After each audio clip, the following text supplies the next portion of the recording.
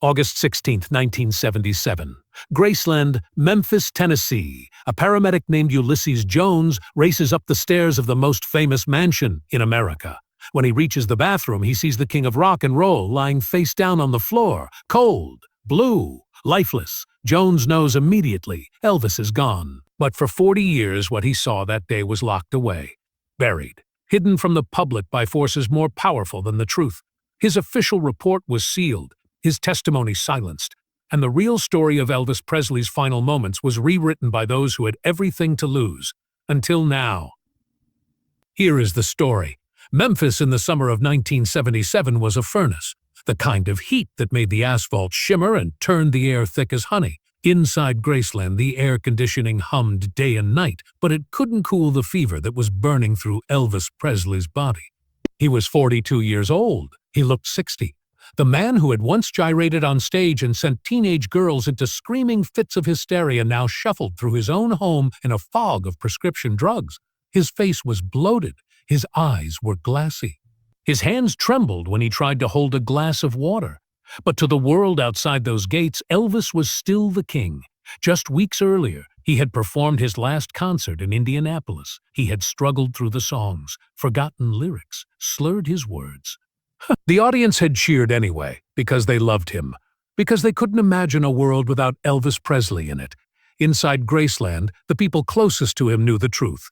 His girlfriend, Ginger Alden, watched him deteriorate. His doctor, George Nishopoulos, known to everyone as Dr. Nick, kept writing prescriptions, painkillers, sedatives, uppers, downers, whatever Elvis wanted, Dr. Nick provided. The Memphis Mafia, Elvis's inner circle of bodyguards and friends, had mostly scattered. Some had been fired, others had quit. They had tried to warn him, tried to save him.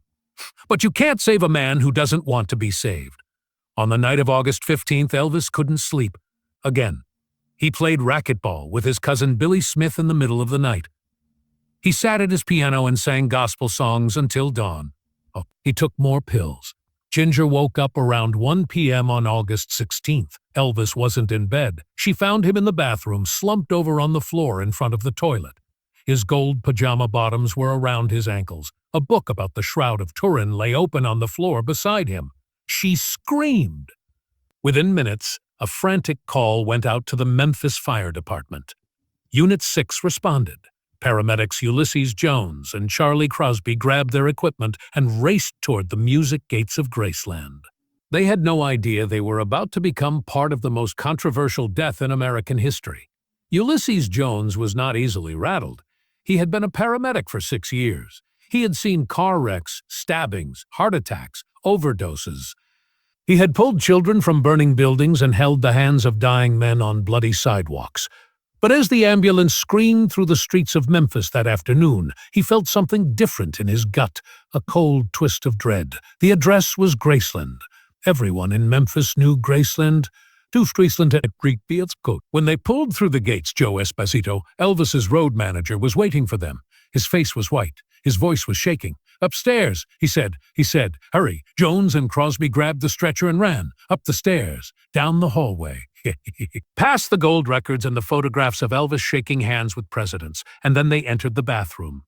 The smell hit them first. Human waste. The unmistakable odor of death. Elvis Presley was lying face down on the thick shag carpet. His body was rigid. His skin had a bluish-purple hue. His face was pressed into the floor, and a thin stream of dried blood ran from his nose. Jones knelt down and pressed 2 fingers against Elvis's neck, searching for a pulse. Nothing. He pulled back one of Elvis's eyelids. The pupil was fixed and dilated. "Charlie," Jones said quietly, "he's gone." But they had to try. They always had to try. They rolled Elvis onto his back. His body was heavy, bloated. Jones later said it felt like moving a sack of wet concrete. They started CPR. Crosby worked the bag valve mask, forcing air into Elvis's lungs. Jones pressed down on Elvis's chest, feeling the ribs flex beneath his palms. 1, 2, 3, 4. Quick question. Have you ever had a secret that was eating you alive? A truth you knew but couldn't speak? Let us know in the comments. As Jones worked, he scanned the bathroom. Prescription bottles everywhere. On the counter. On the floor. Dozens of them. He didn't recognize half the names on the labels. Ginger Alden stood in the doorway, sobbing. Joe Esposito was shouting orders at someone downstairs. The whole scene felt surreal, like a nightmare unfolding in slow motion. Jones knew they were wasting their time. Elvis had been dead for hours. Rigor mortis was already setting in, but they couldn't pronounce him dead at home. Protocol demanded they transport him to the hospital and let a doctor make the official call. They loaded Elvis onto the stretcher. His body was so stiff they had to angle it carefully to get it down the narrow staircase. As they carried him through the hallway, Jones caught a glimpse of the faces watching from the rooms, the staff, the hangers-on, all of them in shock. They wheeled Elvis out the front door of Graceland and into the back of the ambulance. Joe Esposito climbed in with them. Is he going to make it? Is he going to make it? Joe asked, even though he already knew the answer. Jones didn't reply. He just kept pumping Elvis's chest as the ambulance tore through the streets toward Baptist Memorial Hospital. Inside, Jones felt the weight of what he was seeing. This was Elvis Presley, the man who had changed music forever. The voice that had defined a generation. And now he was just another Donia on a Tuesday afternoon. When they arrived at the hospital, a team of doctors took over. They shocked Elvis's heart. Once, twice, 3 times, they injected him with epinephrine. They tried every trick in the book. It was useless. At 3:30 p.m., Dr. Nick officially pronounced Elvis Presley dead. And in that moment, something strange happened. The people in the room stopped acting like medical professionals and started acting like conspirators. The emergency room went silent. Dr. Nick stood over Elvis's body, staring down at the man he had been prescribing drugs to for years. His face was pale. His hands were trembling. Someone pulled a white sheet over Elvis's face. Ulysses Jones stepped back. His uniform was soaked with sweat. His arms ached from the CPR, but his mind was racing. He had seen death before. He knew what a heart attack looked like. He knew what a stroke looked like. He knew what an overdose looked like. And what he had seen in that bathroom at Graceland looked like an overdose. Looked like an overdose. But almost immediately, the official narrative began to take shape. Dr. Nick turned to the other doctors in the room and said the words that would be repeated to the world within the hour. A cardiac arrhythmia. Heart failure. Jones frowned. He glanced at Charlie Crosby. Crosby looked away. Within minutes, hospital administrators appeared, men in suits. They ushered the paramedics out of the ER and into a small office. They were polite, professional, but firm. We need your report, one of them said. Everything you saw, everything you did. Jones sat down and began to write. He described the scene at Graceland in clinical detail. The position of the body, the color of the skin, the rigor mortis, the drug bottles scattered across the bathroom. He wrote it all down, because that was his job. To tell the truth, when he finished, he handed the report to the administrator. The man scanned it quickly, then looked up at Jones with a tight smile. Thank you, he said. We'll take it from here. Jones never saw that report again. Over the next few days, he waited for someone to contact him. The police, the coroner, a lawyer, someone who wanted to ask him questions about what he had seen. No one called. Instead, he started noticing something strange.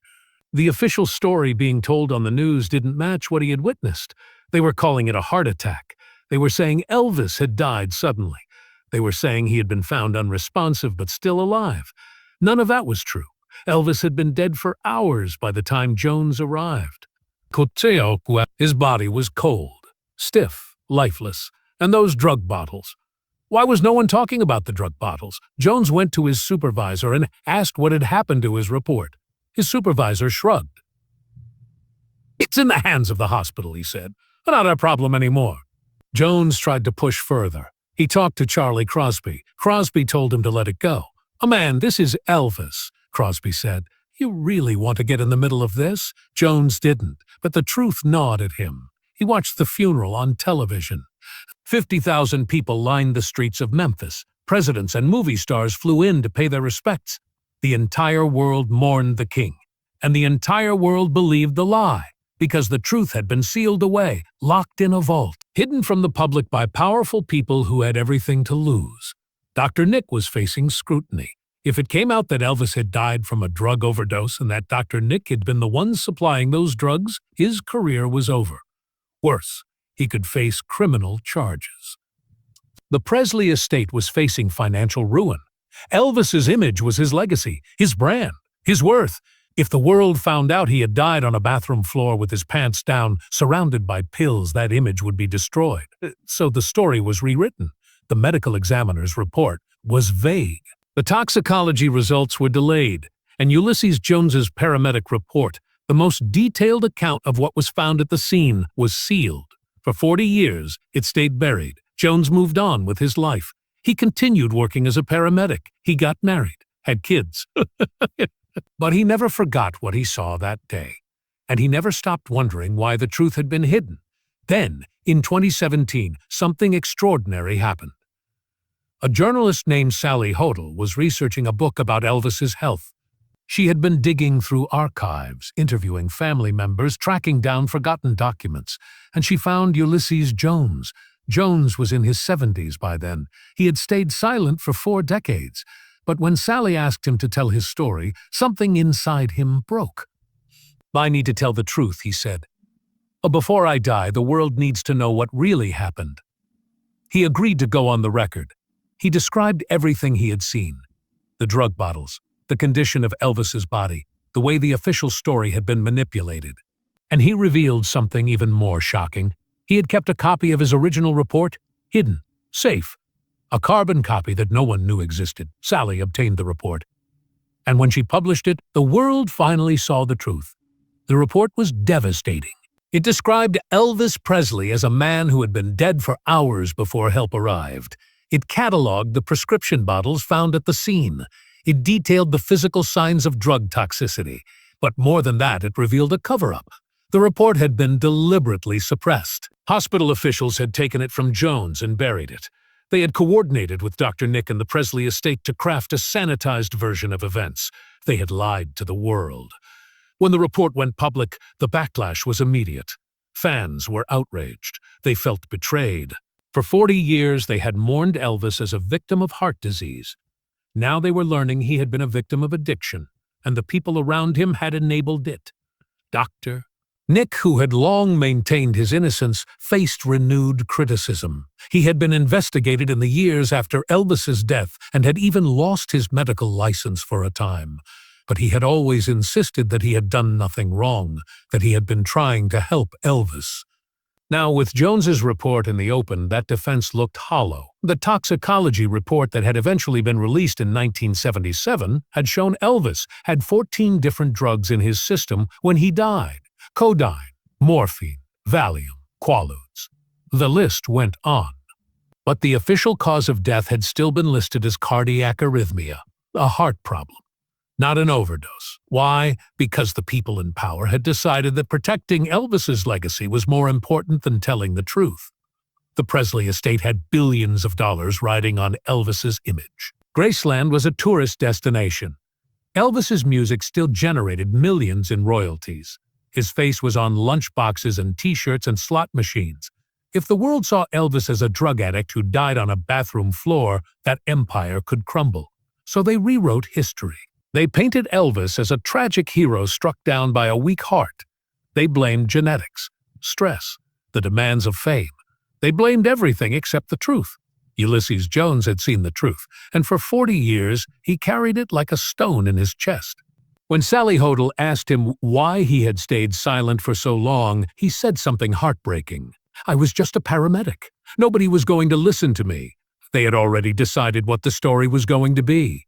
But now, in his 70s, he didn't care about the powerful people anymore. He didn't care about the estate or the lawyers or the legacy. He cared about the truth. Elvis deserved better, Jones said. He deserved people who would tell the truth about what killed him, not people who would cover it up to make money. And that's the real tragedy of Elvis Presley's death.